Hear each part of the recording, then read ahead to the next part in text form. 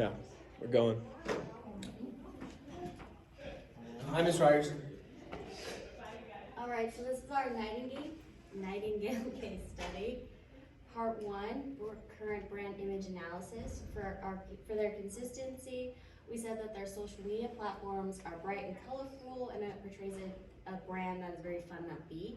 But their music videos are not as fun as their social media, and they don't have much color. They could definitely use more color and fun. So between the two, social media and music videos, they are not very consistent with their brand.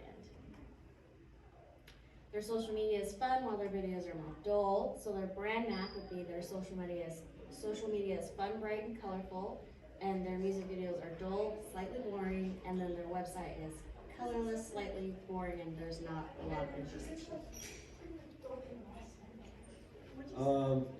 When performing, their overall strategy should be to keep a consistent style as well as background.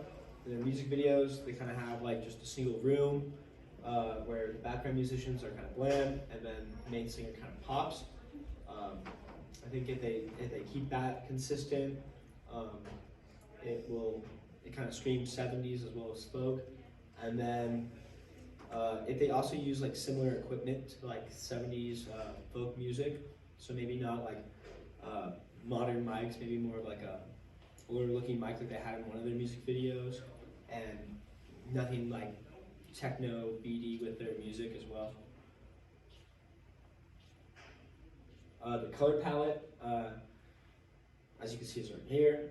We chose these colors because I think they scream like 70s and folk album covers, where you see kind of like a high exposure, so you see kind of like some duller colors and then just some colors that really pop. So we have like that orange and red that just really pop, and we have the green and brown and kind of that more beige color that just kind of sit back. So for concert, we thought of words of consistency to brand, exciting and engaging. Their concert style should reflect the 70s soul, folk, and nostalgia factor that they want to see from their image. From the clothes to sounds to instruments, the entire vibe should represent that group. For their website, we said lively and updated, appealing to the eye. Just adding more colors and pictures because it's very bland. There's a lot of white space and not a lot of information on there.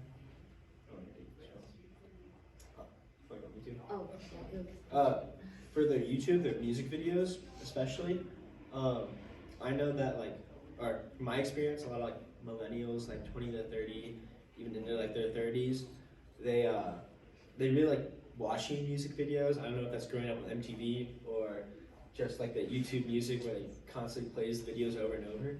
But I think if they were able to spice up their videos, they could bring in more of an audience, as well as just keep it more updated. So for Instagram, we said relevant, informing, and connecting. Their Instagram page looks good. There are a lot of posts, but it could be improved with more links to their website and information about the next concerts and events that they're going to be at. It says their last show is supposed to be September 24th, which is already passed. All right, for Facebook, we did say that it needs updating with event schedule. Like Facebook page, like it looks okay, like Instagram. They definitely need a Facebook page because our target market is 40 to 55-year-olds. And I think if they're gonna have a Facebook, then they like really need to like stay relevant and active on their account, and like all that information needs updated consistently. For other social media platforms, we said maybe TikTok, like small clips that show their music and who they are. That's a big way for musicians to be found. People like scroll through, they'll see a video they like, and then they'll like follow the band, and you have another fan. And then for Spotify or Apple Music, it needs like updated and access to all songs. Like this is how people listen to the majority of their music. So if they promote the links to the apps, then people know where to find their music and how to listen to it. So That's it. Thank you. Thank you.